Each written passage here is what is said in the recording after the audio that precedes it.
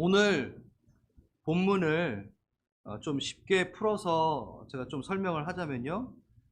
한번 가봅시다. 11절, 12절 여러분 성경책을 보시고 11절, 12절은요. 이 얘기를 하는 겁니다. 옛 언약 두 돌판으로 가기 위해 무엇을 사용했죠? 동물의 피로 들어갔지만 예수님은 새 언약을 완성하시기 위해서 단번에 자신의 피로 어디로? 하늘 성소로 들어가신 것이다 라고 얘기하고 있고, 그 다음에 13절 14절은 왜 그렇게 하셨는가?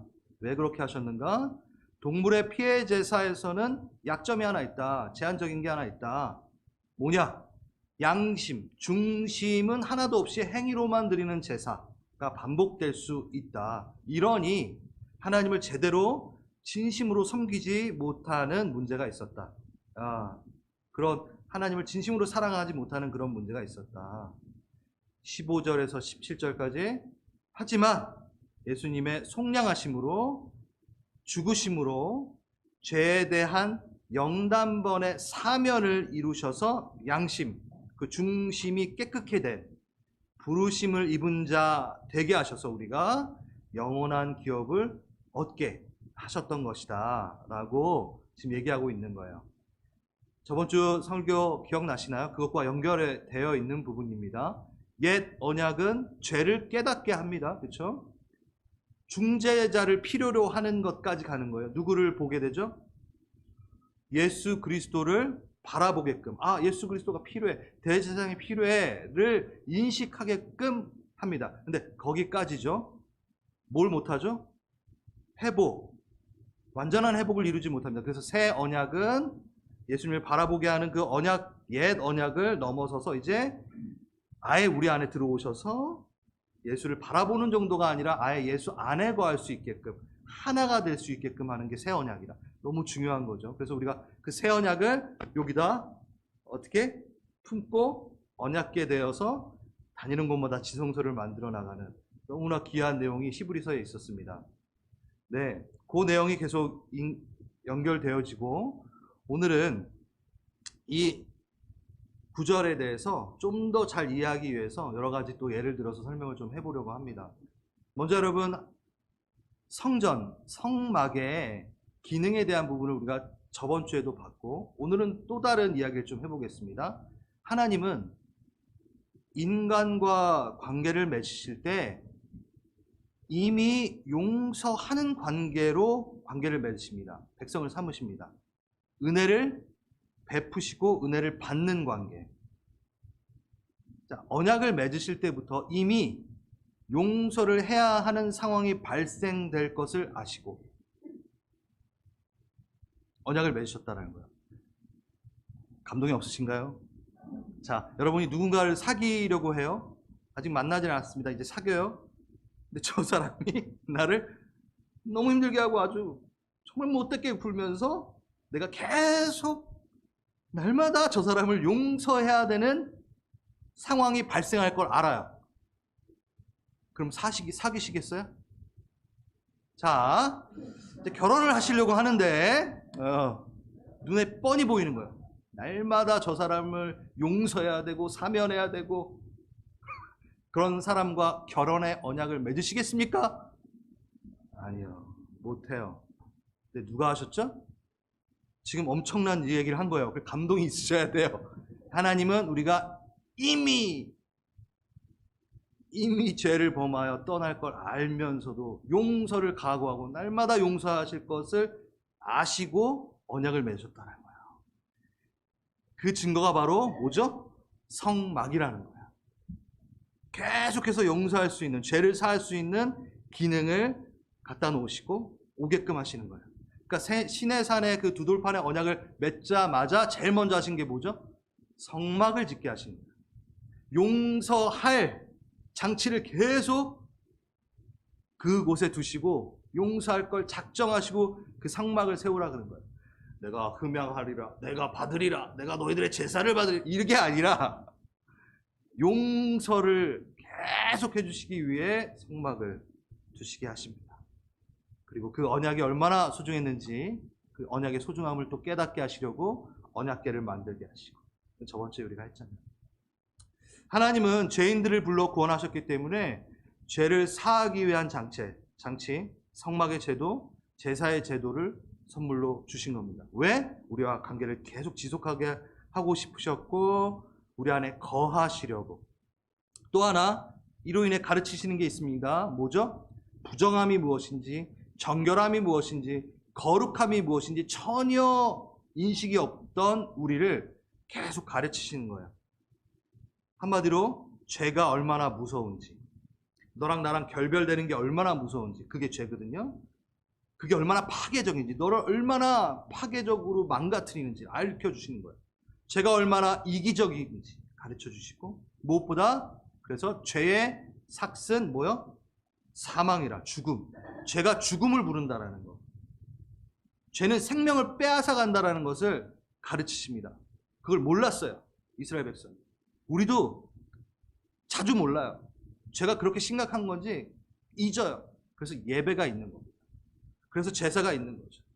그래서 죄를 해결하려면 죽음을 누군가에게서 주어 처리해야 되는, 피를 다 흘려 생명이 없어지는 죽음을 보고 죄에 대한 심각성을 깨닫게 되는 장치, 그게 제사였던 거죠. 그래서 궁극적으로는 뭐? 죄를 멸시하고 죄를 미워하고 다시는 죄로 돌아가지 않도록 하기 위해, 백성들을 가르치기 위해 그 성막의 제도를 하나님께서 가르치십니다. 만들라고 하십니다. 속죄의 제사, 피 흘림의 제사, 여러분 공포스럽지 않습니까? 피가 철철 흘리는 그 장면. 여러분 피 보면 피 공포증 있는 사람도 있다 그러더라고요. 그걸 보면서 죄가 죽음을 부르는구나, 피로 그것을 갚아야 되는구나, 시청각 교육을 우리에게 하시는 겁니다. 그러나 그 의미와 의도는 점점 희석이 되고 감각은 점점 무뎌지고 둔감해집니다. 용서함을 받은 것에 대한 감격과 감사가 사라지기 시작했고, 이런 거죠. 뭐 제사 한번 드리지 뭐, 죄 졌으면 뭐 양 한 마리 잡으면 되지 뭐, 이렇게 되는 거예요. 익숙함에 가려져서 죄 용서함 받음의 소중함을 잊게 되는 겁니다. 그 얘기가 바로 오늘 이 얘기인 거예요. 오늘 9절에 나와 있던 얘기가 그런 거예요. 끝내 하나님은 그래서 아모스서에서 이렇게 얘기하십니다. 내가 너희 절기를 미워하며 멸시하며 너희 성회들을 기뻐하지 아니하나니. 네. 마음 중심은 온데간데 없어. 그 감격 감사도 없어졌어. 그러니 죽음에 이르는 행위만 남아 드리는 예배밖에 남지 않았어. 그게 바로 우리가 읽었던 그거예요. 옛 언약에서는 중심, 마음, 온데가시 없어서 그냥 쳇바퀴 돌듯 뭐 한 마리 더 잡지 뭐, 또 잡으면 되지 뭐, 이렇게 된 죽음에 이르는 행위만이 너네가 지금 남아있다. 진실된 예배, 제사는 없어졌다. 그래서 이것을 좀 종지부를 찍자 하시고 누가? 예수님이 오신 겁니다. 그래서 12절 동물의 피로 하지 아니하시고 그리스도께서 자기의 피로 속죄를 이루신 것이고, 14절 그로 인해 죽음에 이르게 하는 행위에서, 예배에서 성령을 통해 마음의 예배를 드릴 수 있게끔 조치를 취하신 겁니다. 오늘의 본문이죠. 자, 여러분 반복해서 이렇게 얘기했지만 실질적으로 우리가 한번 제사를 드려봐야지 더 잘 이해가 됩니다. 제사를 한번 드려볼까요, 여러분? 자, 우리가 신약 시대에 살지만 구약의 구약으로 돌아가서 이제 제사를 드릴 겁니다. 여러분 구약의 제사를 하기 위해서는 좀 역할이 필요합니다. 제가 이거를 7년 전에 했던 겁니다. 근데 제가 그때 이 설교를 하면서도 저는 이거를 한 5년마다 하고 싶습니다라고 할 정도로 선포를 했던 거예요. 그만큼 중요한 겁니다. 그래서 오늘 다 같이 한번 제사를 드려봅시다. 역할극이 필요하다고 말씀을 드렸는데 우선 제가 앞에 있으니까 제가 제사장 할게요. 기분 나쁘셔도 어쩔 수 없습니다. 네. 그리고 여러분 좀 함께 해주셔야 되는데, 여러분들은 제사가 필요한 부정함을 입은 부정함을 입은 이스라엘 백성이 되셔야 됩니다. 우리 한번 제사를 한번 드려봅시다. 레위기에 나와 있는 제사로 우리가 따라가 볼 텐데요. 레위기 1장 1절에서 9절까지 번제를 드리는 그 단계로 제사를 한번 드려보겠습니다. 제가 구절은 준비하진 않았고 제가 읽어드리겠습니다. 레위기 1장 2절 너희 중 누구든지 여호와께 예물을 드리려거든 가축 중에 소나 양으로 예물을 드릴지니라. 그 예물이 소의 번제이면 번제 불타하는 채 흠 없는 수컷으로 회막문에서 여호와 앞에 기쁘게 받으시도록 드릴지니라. 첫 번째 단계 이제 제사를 드리는 거예요, 여러분. 여러분 부정함을 입은 자들입니다. 뭘 해야 되죠? 첫 번째 제가 준비했는데 글자는 흠 없는 제물을 어디? 성막까지 회막까지 가져오는 것. 이게 첫 번째 단계입니다. 여러분들은 지금 이스라엘 백성이십니다. 차가 없으세요? 네. 여러분 샌들 하나 있는 거예요, 겨우. 그리고 이제 흠없는 제물을 가져옵니다. 어디? 회막까지. 회막이 여러분 그때 동네마다 하나씩 있었나요? 아니면 12지파니까 지파별로 하나씩은 회막 좀 있어야지. 아니에요. 온 이스라엘에 하나 있었습니다. 보시죠. 지도 보시면 그림 1. 나오네요. 네. 좀 잘 안 보이시겠지만 베냐민이라는 지파 보이시죠? 유다 지파 밑에 보이시고 거기 보면은 베냐민 바로 밑에 예루살렘이 있습니다. 저기에요. 저쪽에 뭐를? 흠없는 제물을 가져와야 돼요. 어디 있는 사람도? 저기 위에 있는 단지파. 가까이에 있는 베냐민 지파나 유다 지파는 조금 수월하겠죠. 흠없는 제물을 가져오는 게. 그런데 요단강 동편에 있는 뭐 므낫세 지파나 갓 지파나 루벤 지파 같은 건 요단강을 무조건 건너야 돼요. 예. 또 사해가 이렇게 사해 엄청 또 넓거든요. 그걸 또 네게부 사막으로 해서 통과할 수 없어요. 그러니까 항상 위로 이렇게 가서 돌아야 돼요. 정말 애매하죠. 루벤 지파는요, 이렇게 못 가요. 무조건 이렇게 가야 돼요. 예. 그러니까 복잡합니다. 힘듭니다. 저기 맨 꼭대기에 있는 단, 납달리 지파는 산 넘고 물 건너 바다는 안 건너지만 엄청나게 힘들게 와야 됩니다. 어디로? 회막으로. 예. 자, 절 보시고요, 이제. 사람만 걸어갑니까, 근데? 뭘 데리고 가야 된다고요? 흠없는 제물을. 여러분, 여기에 나와 있는 생축이라고도 번역이 되어 있는데, 이건 베헤마라는 겁니다. 이건 그냥 산짐승이 아니에요. 어디서? 집에서 기른 가축이어야 됩니다. 이것을 제물로 바쳐야 됩니다. 그냥 돌아다니는 거 아무거나 잡아가지고 하는 게 아니라 자신이 정성 들여 제물로 드리기 위해 키운, 여러분이 조금 상상을 하시고 적용하시기 위해선 뭐예요? 네, 여러분이 애완견 키운 적이 있죠? 네, 여러분이 우실 수 있지만 진짜 그렇습니다. 잘 먹이고 잘 키우고 흠이 없어야 되니까 얼마나 애지중지 키웠겠어요. 네, 그거를, 그 생물을, 그 생축을 가지고 갑니다. 흠 없이. 이 긴 길 동안에 만약에 그 소나 양이 걸어가다가 돌뿌리에 부딪혀가지고 부러졌어요. 아니면 상처가 났어요. 그럼 어떻게 해요? 에이, 대충 이렇게 반창고 바로 가지 뭐. 아니요. 흠이 없어야 되기 때문에 그건 못 바칩니다. 다시 돌아가야 됩니다. 다시 제2번. 여러 개 준비해 놔야 돼요. 그걸 또 가지고 와야 됩니다. 한 번 이 회막으로 오기 위해서 길게는 한 달이 걸렸을 수도 있습니다. 그 여정은 쉽지 않았어요. 투덜투덜 될 수도 있어요. 그럼 대충 좀 받으시지 뭐 이렇게 흠없는, 상처 하나 없는, 꼭 또 내가 집에서 기른 베헤마를 가져가야 되는가. 아무튼 여러분 지금 짜증 많이 나셔야 됩니다. 지금 이 상태가. 네, 안 나시나요? 네, 차 타고 그냥 데리고 가는 게 아니에요. 옵니다. 그 다음 단계 뭔가요? 레위기 1장 4절에 보면은 그는 번제물의 머리에 안수할지니, 안수를 하게 됩니다. 그 번제물에 안수를 합니다. 누가? 네? 이거 한번 들어보신 분들은 다 아시잖아요. 그렇죠? 안수를 누가 하나요? 아마 처음 들으시는 분들은 이 그림이 떠오르실 겁니다. 그림 한번 보여주세요. 2번 그림. 좀 이렇게 찌부가 됐는데 제사장이 제대로 된 그림을 제가 찾질 못해요. 그러니까 그만큼 오류가 있다라는 거예요. 타 제사장이 지금 여기 재물 갖고 온 사람 보이나요? 저 파란색, 빨간색 옷 입으신 분? 저분 지금 사기당한 겁니다. 자기가 안수를 해야 되는데 자기가 그렇게 힘들게 갖고 온 흠없는 자기 재물을 제사장이 안수하게 그렇게 내주고 있는 거예요. 이거 아주 바보 같은 짓이에요. 그리고 또 어떻게 안수하나요? 이쪽 왼쪽 그림은 안수를 여기다 이렇게 하네요. 희한하게 안수를 광선으로 쪼는 것 같아요. 저쪽 오른쪽은 또 이렇게 공중에 붕 떠가지고. 아닙니다.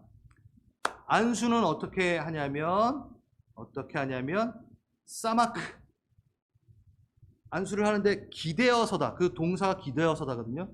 안수를 하는데 이렇게 그냥 하는 게 아니라 온 힘을 다해 내가 이걸 누르듯, 그래서 그게 팍 사라지면 제가 쓰러질 정도로 기대어 안수하는 겁니다. 뭘 하겠습니까? 자기의 죄를 전가를 해야 되잖아요. 그 대속물에게. 그러니까 내 죄 가져가, 이게 아니라요. 온 힘을 다해서 내 죄가 이곳에 전가되기를, 나 살아야 되니까. 네. 쭉 하고 누리는 거예요. 이거를 갖고 온 당사자가 해야지, 갑자기 제사장이 툭 치고 자기가 하면은요, 네, 당한 거예요. 제사장한테. 본인이 그가 죄를 전가시키기 위해서, 죄를 양도시키기 위해서 안수합니다. 그 다음 단계입니다. 세 번째, 재물을 잡습니다. 누가? 이게 아주 중요하죠. 그는 안 바뀌었어요. 그는이에요. 제사장이 잡지 않습니다. 다 제사장이 잡는다고 생각을 하죠. 여러분, 제사장이나 힘든 일 해, 이렇게 하면 안 돼요. 난 가져올 테니까 네가 잡아, 이게 안 돼요. 자기가 잡아. 그는 안수한 자가 잡습니다. 이제 죽이는 겁니다. 잡는다 이렇게 잡는 게 아니라 죽이는 겁니다. 읽어드릴게요. 그는 여호와 앞에서 그 수송아지를 잡을 것이요, 아론의 자손 제사장들은 그 피를 가져다가 회막문 앞 제단 사방에 뿌릴 것이며, 제사장은요 피만 받아요. 그래서 대속죄일에는 대제사장이 속죄소 위에, 이건 다다음에 할 거고요, 뿌리고, 그 외에는 제사장들이 성소 휘장에다 그것을 뿌립니다. 제사장은 피만 받아서 뿌리는 역할을 하고, 잡는 건 누가? 가져온 사람, 안수한 사람, 그 사람이 잡습니다. 물론 제사장도 재물을 잡는 장면이 나와요. 왜일까요? 제사장도 죄를 짓기 때문에. 제사장 죄 안 짓나요? 짓습니다. 그렇기 때문에 본인의 죄를 또 사함받기 위해서 본인이 또 안수하는 게 있어요. 그러니까 그거가 다 착각이 돼서 제사장이 한다고 생각을 하는 거예요. 그거는 어디에? 6장에 나와요. 6장에 제사장도 죄를 짓기 때문에 죄를 전가하기 때문에. 근데 1장부터 6장 8절까지는 일반 백성들이 제사를 드리는 것들이 나옵니다. 일반 백성이 안수합니다. 일반 백성이 잡습니다. 한마디로 말해서 죄로 인해 부정되었을 때 그 희생 제물을 죽이는 것은 제사를 드리는 본인이어야 된다라는 것을 말합니다. 또 여러분, 제사에 대한 오해 중에 남자만 드린다라고 생각하게 되는데, 이것도 참 중요한 부분인 것 같아요. 너희 중에 뭐라고 되어 있었죠? 누구든지라고 되어 있었습니다. 이것은 남자와 여자를 총칭하는 단어이고요. 죄와 상관없는 제사는요, 절기 제사 같은 거는 대표성을 지닌 남자가 하기도 합니다. 그런데 잘 들으세요. 죄를 해결하는 제사는 본인이 직접 드립니다. 네. 자, 이번에는 한번 희생제물을 잡도록 하겠습니다. 죽여보도록 하겠습니다. 여러분, 아무 잘못 없는 생축입니다. 베헤마입니다. 여러분이 잘 기른 생축입니다. 제사를 한번 드려보겠습니다. 그 다음, 아니요, 그림. 네. 네. 저 무식하게 생긴 사람이 바로 저입니다. 보이시나요? 너무 잘 안 보이나? 지금 소 뒷다리를 들고 어떻게? 껍질까지 벗긴 상태에서 제가 이렇게 들고 있어요. 이거 처음 보시나요? 제가 수련회 때는 자주 이걸 했었는데 아마 제가 처음 잘 안 보이시겠지만 나중에 유튜브로 한번 이제 다시 보세요. 뒤에 거기 현지인이 한 명 있습니다. 아프리카 아루사 베이스에서 제가 저걸 했는데 SBS 팀이 소 잡을 때 저도 껴가지고 같이 했어요. 진짜로 이걸 해봤다니까요, 제가. 네. 근데 지금 제가 이걸 들고 이렇게 웃고 있죠. 웃으면 안 되는데 원래. 뒤에 보면은 현지인 우리 분이 칼을 하나 들고 있는데 나중에 유튜브로 보시면 되게 웃길 거예요. 저 뒤에서 이렇게 웃으면서 칼을 이렇게 들고 이렇게 있어요. 칼. 자, 여러분 소를 잡는데 식칼 갖고 될까요? 안 돼요. 자, 넘겨주세요. 너무 오래 보면 안 좋을 것 같은데. 이제 죽입니다. 네. 번제단에 번제물을 묵습니다. 안수를 합니다. 자신의 죄를 고하고 제사장이 그때 그 사람에게 칼을 줍니다. 평범한 칼이 아닙니다. 어떤 칼이겠네요? 도살을 위한 칼, 잡기 위한 칼. 자, 이제 여러분들이 한번 제가 죽이는 거 아니라 그랬죠? 여러분이 죽여야 됩니다. 여러분이 죽입니다. 한 번의 단칼에 여러분 또 사무라이 영화 보면서 막 이 생각하지 마십시오. 여러분 그렇게도 못 죽입니다. 여러분 옛날에 그 망나니들도 한 번에 죽였다고 안 나와 있어요. 문헌에 3번을 쳐서 죽였어야 됐어요. 이게 너무 잔인해집니다. 네, 오늘은 잔인할 겁니다. 제사가 잔인했기 때문이죠. 여러분 어떻게 죽일 건가요? 심장을 나는 한 번에 놓이겠다. 심장을 찔러? 그럼 칼로 안 되죠. 긴 꼬챙이가 필요합니다. 실제적으로 미드라시 미시라에 이 제사의 동물을 어떻게 잡는 방법에 대해서 쫙 주석처럼 나와 있어요. 그 얘기를 제가 지금 할 겁니다. 뭐라냐면 긴 꼬챙이로 심장을 찔러야 돼요. 그래서 직사해요. 참 가만히 있겠죠, 소가. 난리를 피우겠죠. 묶어놨지만 엄청난 괴성을 지를 수 있습니다. 정확하게 심장을 찌르려고 해도 7번, 8번을 찔러야지만이 직사를 한대요. 우표 크기 정도 하나에 정확하게 한 번에 찔러야지만이 직사예요. 그러면 그거를 찾으려면 여러 번 찔릴 수밖에 없다 그러네요. 여러분 그 방법 쓰시겠어요? 심장을 꼬챙이로 막 찔르며 죽이고 싶으세요? 아, 나는 이거는 좀 아닌 것 같아. 나는 급소를 노리겠어. 그래서 미간을 노립니다. 미간을 갖고 여러분 식도 과도 갖고 자를 수 있나요? 한마 큰 망치를 가지고 미간을 노립니다. 도끼로 찍습니다.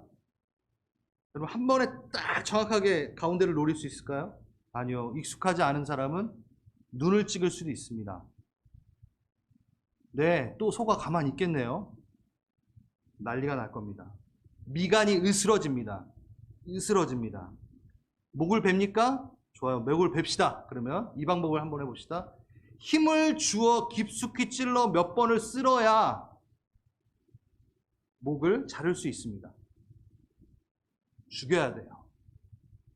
그냥 이렇게 해서 되는 게 아니에요. 여러분 찔러서 그의 목을 따야 됩니다. 특히 양은요.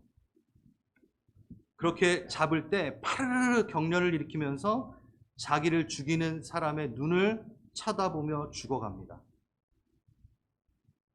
배해맙니다. 여러분이 기르신. 지금 뭘 하고 있나요? 피가 튈 수밖에 없습니다. 피의 제사입니다.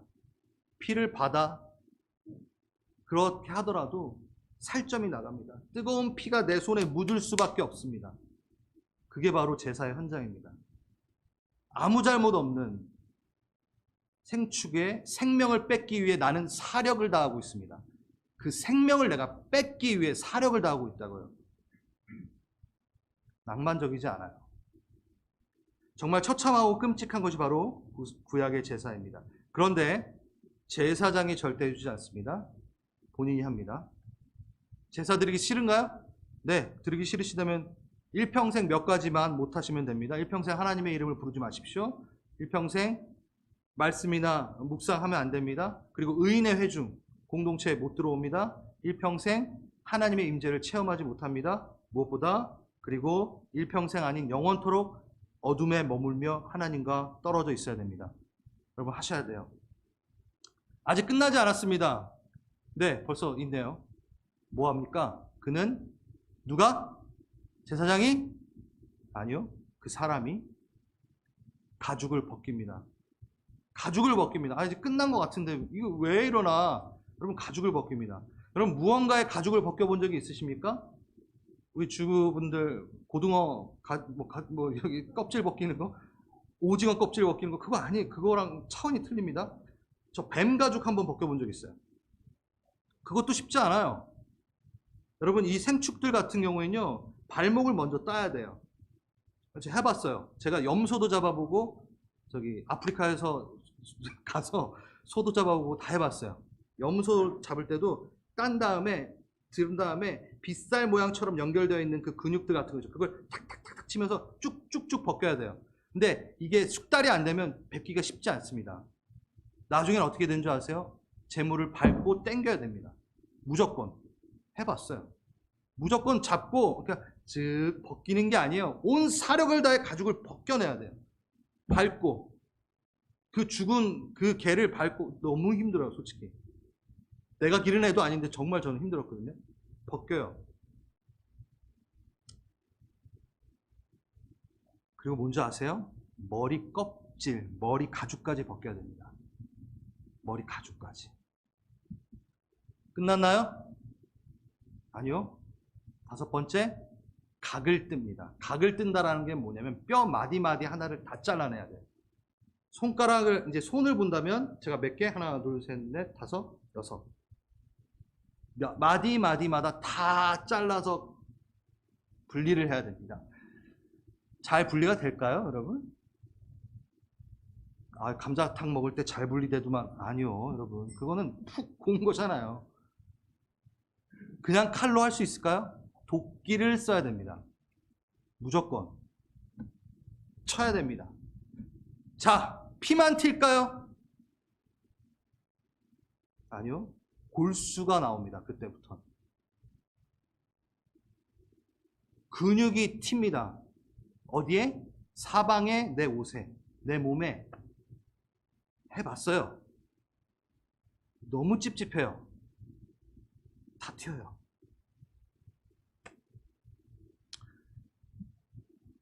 그때 딱 자신의 모습을 한번 상상해 보십시오. 어떨까요? 고귀하고 에어컨 나오는 곳에서 찬양 드리고 이 예배, 여러분 완전히 모습이 다릅니다. 피가 묻어 있고요, 골수가 튀어 있고요, 땀이 흘러 있고요. 그 재물을 죽이는데 내가 사력을 다하고 있는 저를 발견합니다. 온 신경을 다 집중하고 껍질을 벗겨내는 나를 발견하고 있고요. 그게 제사예요. 제사장이 하지 않습니다. 이제 제사장이 움직입니다. 6번째, 불로 태웁니다. 제사장은 그 전부를 제단 위에서 불살라 번제를 드릴지니 이는 화제라. 근데 아주 특이한 내용이 하나 들어있습니다. 여호와께 향기로운 냄새니라. 여러분 이해되지 않는 내용이 지금 나오고 있어요. 뭐 불로 태우는 건 완전히 이제 없애는 거죠. 근데 뭐요? 향기로운 냄새래요. 여러분 그 장면을 보시고 하나님이 향기롭다 이러고 계시는 거예요. 여러분 엽기적인 하나님, 잔인한 하나님. 여러분 잘 생각하세요. 하나님이 동물을 만드셨잖아요. 손수 만드셨잖아요. 어떻게 하나님이 동물에 애착이 없으시겠어요? 그가 만드셨다니까요. 근데 어찌 이 짐승의 죽음을 좋아하시며 향기롭다 하시겠습니까? 이제 아주 중요한 부분입니다. 지금까지 우리가 행한 제사에서 한 순서, 한 단계만 뺀다면 그냥 도살이에요. 그냥 우리가 식탁에 소고기를 먹기 위해서는 이 과정을 거쳐요. 다. 네, 우리가 안 할 뿐이지. 근데 한 단계만 빼면 그냥 도살이고 한 단계가 들어가면 제사가 됩니다. 그게 뭐죠, 여러분? 너무 잘 아시겠죠? 안수입니다. 안수, 이 비밀스러운 영적인 원칙이 이 제사를 이해하게 합니다. 특별히 제사 가운데 이루어진 안수는요, 너무나 특별한 하나님의 영적 원칙이 숨어 있습니다. 다 아시고 이미 제가 말했듯이 대속제물에 손을 얹어 기대어 온 힘을 다해서 죄를 전가한 순간 그 이후에 제물이 죽는 게 아니라 거기 들어간 뭐가 죽는 거죠? 죄가 죽임을 당하는 겁니다. 죄가 죽임을 당하는 겁니다. 죄를 전가시킵니다. 죄의 무게와 죄의 덩어리와 죄의 그 악취나는 어두움이 들어갑니다. 전가됩니다. 그때부터 여러분이 하시는 모든 작업들은 뭘 찌르는 거죠? 죄의 심장을 찌르는 겁니다. 죄의 미간을 쪼개는 거예요. 죄의 동맥을 끊어내고 죄의 가죽을 그 죄의 옷을 벗겨냅니다. 죄를 각각 분리합니다. 난도질합니다. 마디마디 끊어버립니다. 죄라는 것을 마디마디 끊어버립니다. 그리고 죄를 태웁니다. 맹렬한 불에 태웁니다. 죄가 되도록. 그래서 죄를 소멸시킵니다. 죄가 죽는 겁니다. 동물이 죽는 게 아니라 죄의 숨통을 끊어놓고 죄를 파괴하는 겁니다. 하나님의 입장에서는 내 자녀를 죽이려 했던 그 죄가 죽는 것입니다. 그래서 향기롭다 하시는 것이죠. 동물이 죽는 것에 대해 즐거워하시는 게 아니라 우리를 살리시려고 거기에 전가하여 우리가 함께 하나님과 함께 죄를 죽이는 그 모습에 향기롭다 하시는 겁니다. 죄가 죽는 겁니다. 나와 너를 결별하게 한 그 죄가 지금 찢기고 마디마디 끊기고 다 불타 없어지는구나. 향기롭다 하시는 겁니다. 여러분 잘 생각해 보십시오. 안수 전에 그 죄가 어디에 있었나요? 원래는 저한테 있었어요. 원래는 내 심장이 찢겨야 되고 내 뼈가 꺾여야 되고 내가 불타 죽어야 돼요. 그 공의에. 근데 하나님 날 그렇게 두실 수 없어서 흠없는 어린 양에게 전가시키라고 하십니다. 보라! 세상 죄를 지고 가는 하나님의 어린 양입니다. 우리가 예수님을 죽이는 겁니다. 예수님에게 우리의 죄를 전가시킨 거예요. 그게 제사예요. 그게 십자가예요. 십자가 아래에서 우리는 이걸 기억해야 됩니다. 내 심장이 찢기고 내 뼈마디가 다 끊겨야 되는데 그거를 염치 없이 예수님께 전가합니다. 근데 예수님은 그것을 스스로 작정하신 거예요. 자신을 내어주신 사랑이 그렇게 한 겁니다. 용서하기로 작정하신 그분이 그렇게 하라 허락하셨습니다. 예수님. 더 놀라운 게 남아 있습니다. 이걸로 끝나면 안 돼요.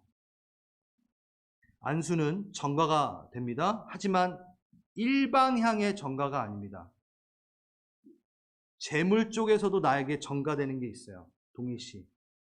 나는 죄를 전가하지만 그 재물에서는 나에게 전가되어 오는 게 있습니다. 뭐죠, 여러분? 기억하시나요? 재물을 어떻게 성막까지 갖고 왔죠? 너무 융통성 없는 하나님? 좀 상처가 나고 그러면 좀 받으시지? 대충 하시지? 왜 이렇게 까다롭게 흠없게 갖고 오라 그러죠? 여러분, 죄와 상관없는 제사는요, 흠이 있어도 상관이 없습니다. 하지만 하나님이 고집 부리시는 게 있습니다. 죄와 상관 있는 제사는 무조건 흠이 없어야 돼요. 왜? 나에게 그 흠없음이 전가되기 때문에. 난 죄를 전가하지만 그 흠없음은 다시 나에게 전가됩니다. 나를 위해 흠 없으셨습니다. 누가? 예수가. 예수님 혼자 잘나셔가지고 죄를 안 지는 게 아니에요. 죄 없이 태어나신 게 아니에요. 그냥 본인이 난 그래 라고 하신 게 아니에요. 우리를 위해 그렇게 오신 겁니다. 우리를 위해 그 공생의 기간 동안 그는 죄를 범하지 않으셨어요. 흠없음을 우리에게 주기 위해서. 나의 흠없음을 내 자녀가 가져가게 하기 위해서 흠없으셨습니다.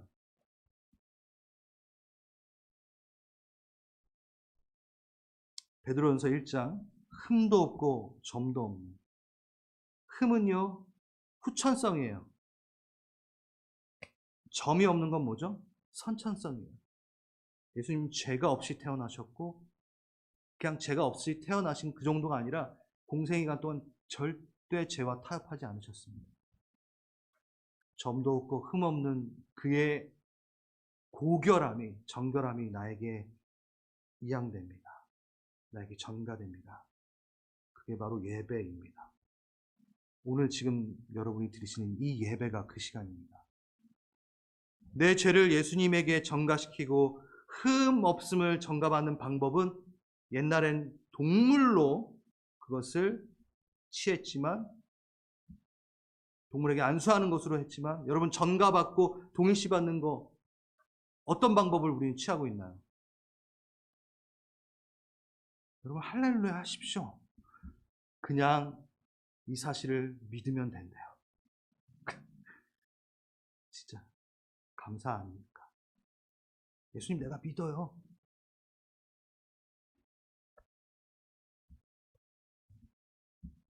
예수님 내 죄를 사하시려 십자가에 달리신 게 그냥 성경책에 써 있는 게 아니라 날 위해 하셨고 지금도 그걸 날 위해 하시고 계신다라는 거.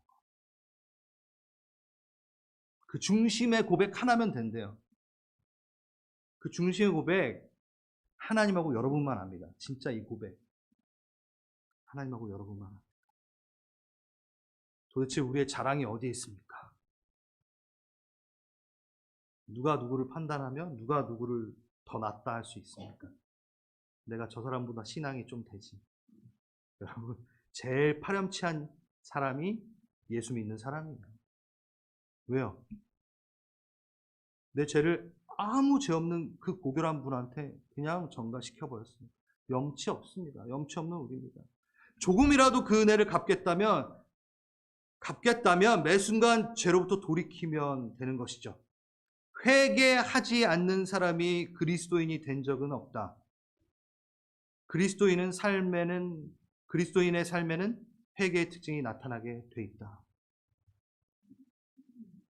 그리고 흠없는 자로 사셨던, 이거 중요합니다. 그 삶을 대신 양도받았으니 이 땅 가운데 살 때 예수님 닮아 가겠다고 몸부리치며 사는 게 그나마 그 은혜를 갚는 겁니다. 이것을 복음이라고 합니다. 복음은 어디까지? 그 흠없음을 양도받아 사는 것까지가 복음입니다. 죄를 전가하고 끝이 아니라 나에게 사명이 있다는 것. 그게 복음입니다.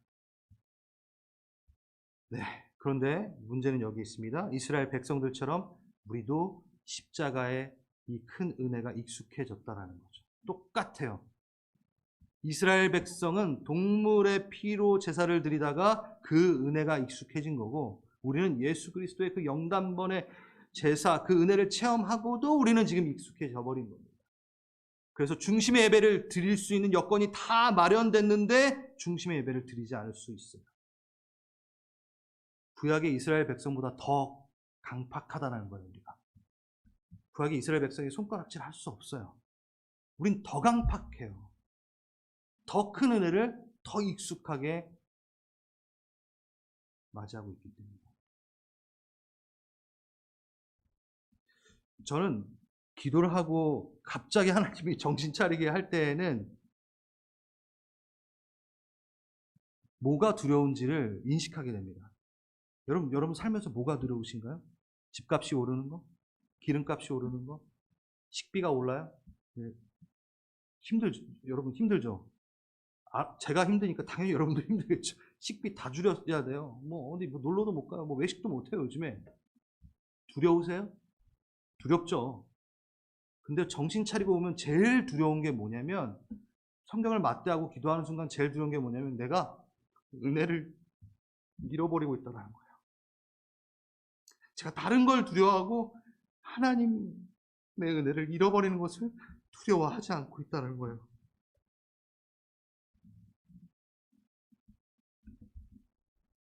전 그게 제일 두려워요.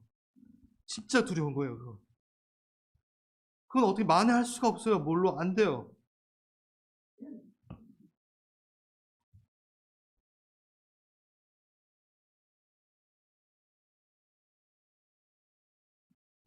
죄송합니다.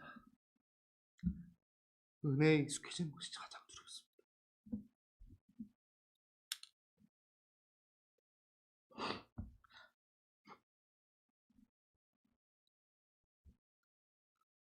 마지막으로 죄사함의 본질에 대해 이야기하려 합니다. 하나님은 꼭 피를 보셔야만 했나요?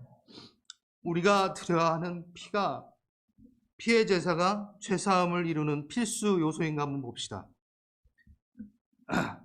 우리가 드려야 하는 그 피의 제사가 죄사함의 본질인가? 필수인가? 이걸 점검해 봅시다. 여러분, 속죄제, 죄를 사하는, 죄를 해결하는 제사에 대해서 레위기에 나오는데 좀 읽어드릴게요. 레위기 5장 7절. 만일 그의 힘이 어린 양을 바치는데 미치지 못하면 그가 지은 죄를 속죄하기 위하여 산비둘기 2마리나 집비둘기 새끼 2마리를 여호와께 가져다가 속죄물로 삼을 것이니라. 번제물로 삼으라. 여러분, 가축, 소나 양을 잡을 수 있는 형편이 안 돼요. 그런 재정적 형편이 안 돼요. 그럴 땐 뭘 바치라고 하냐면 비둘기를 갖고 와서 희생제물로 바쳐라 라고도 하세요. 하나님이 그래요. 하나님 우리 사장 다 아세요. 근데 산비둘기조차 드릴 능력이 없는 백성들에겐 또 이렇게 얘기하십니다. 11절. 만일 그의 손이 산비둘기 2마리나 집비둘기 2마리에도 미치지 못하면 그의 범죄로 말미암아 고운 가루 10분의 1 에바를 애물로 가져다가 속죄물로 드리고, 제사장은 그것을 기념물로 한 움큼 가져다가 제단 위에 여호와 화제물로 불사를 지니 이는 속죄라. 속죄한즉 그가 사함을 받으리라. 뭐로요? 여러분 너무 놀라지 않나요? 고운 곡식 한 줌으로 속죄가 된대요.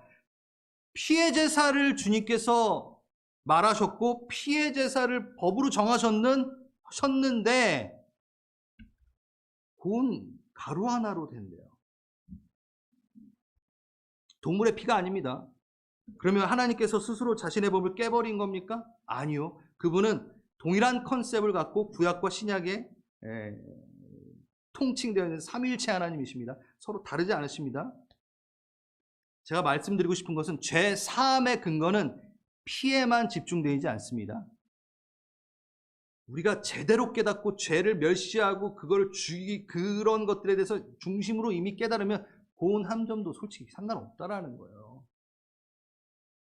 행위가 중요한 게 아니라는 거예요. 뭐가 중요하다? 은혜를 깨달으라라는 거예요. 은혜다. 은혜. 죄사함의 본질은 피가 아니라 은혜입니다. 고운 한 줌에도 죄를 용서하시는 은혜라는 거죠. 하나님은 너에게 은혜를 베풀고 난 너에게 용서하고 싶다는 걸 말씀해 주고 싶은데 구약의 백성들은 피 바치는 거에만 정신이 팔렸어요. 이젠 그냥 도살장에 그냥 뭐라 그래야 되나요? 그냥 일하는 사람들처럼 그냥 바치는 거예요. 뭐 하나 더 바치지 뭐.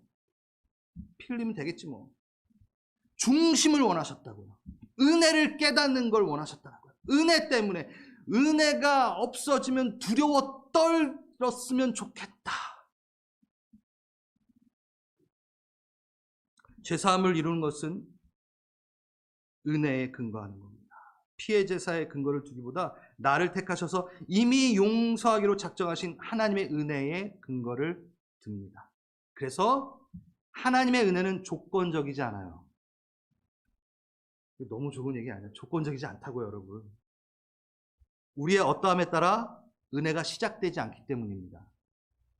우리는 착각을 해요. 우리가 겸손할 때 은혜가 시작된다고 생각해요. 우리가 회개로 나아갈 때 피의 제사를 드릴 때 은혜가 시작된다고 했어요. 은혜는 언제부터 시작됐죠? 언약을 맺을 때부터 시작됐잖아요, 여러분. 근데 우리는 그 피해 제사를 바치고 회개를 할 때 은혜가 시작된다고 생각하고 착각해요.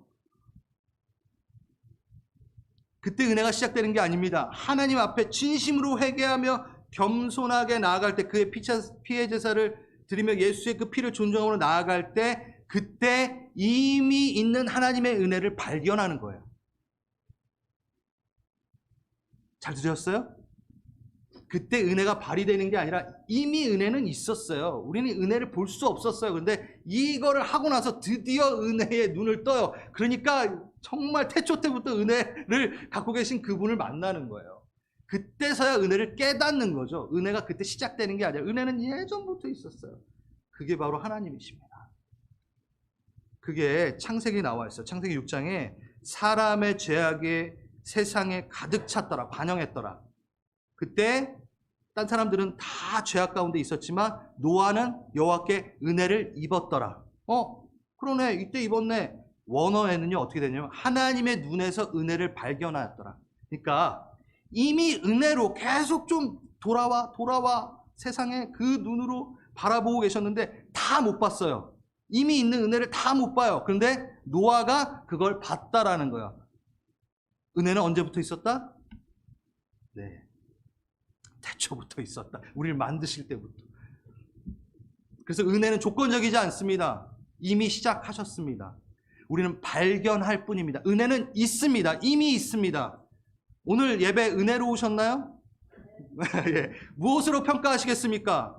얼마나 위로를 받았는지, 얼마나 격려를 이게 여러분의 은혜의 평가입니까? No. 부드러운 말로 격려하고 위로했기 때문에 마음이 평안했기 때문에 오늘 은혜로웠어 라고 하실 겁니까? 이스라엘 백성들은 진리가 없고 부드러운 말만 했으면 은혜다 라고 착각했어요. 나를 평안하게 하면은 은혜다. 먹을 거 주고 좋아하고 그게 은혜다 라고 생각했어요. 우린 그렇지 않잖아요. 은혜는 부드러운 말이 아닙니다. 은혜는 돌아오라, 그걸 들을 수 있는 게 은혜예요. 정신 차려라, 그걸 듣는 게 은혜라고요. 아무리 거칠고 권면의 말이라도, 치리의 말이라도 그걸 듣고 내가 돌이키는 게 은혜죠. 그 말을 은혜라고 하는 겁니다. 은혜를 달라고만 말고 정신 차리고 이미 있는 은혜를 봅시다. 아직도 내게 은혜가 부족하다고 말하지 말고 내 은혜 조카, 내게 베푸신 은혜 조카입니다. 내가 그 은혜를 발견합니다. 그 은혜를 봅니다. 이제서야 봅니다. 엎드리고 나아가는 겁니다. 제사는 나를 대신에 동물이 죽는 일들입니다. 원래 내가 죽어야 되는데 오늘 예배에서 여러분들은 여러분의 죽음을 맞이해야 됩니다. 봐야 됩니다. 내 죄가 죽어야 된다. 옛자가 죽어야 된다. 그리고 새 사람으로 살아난다.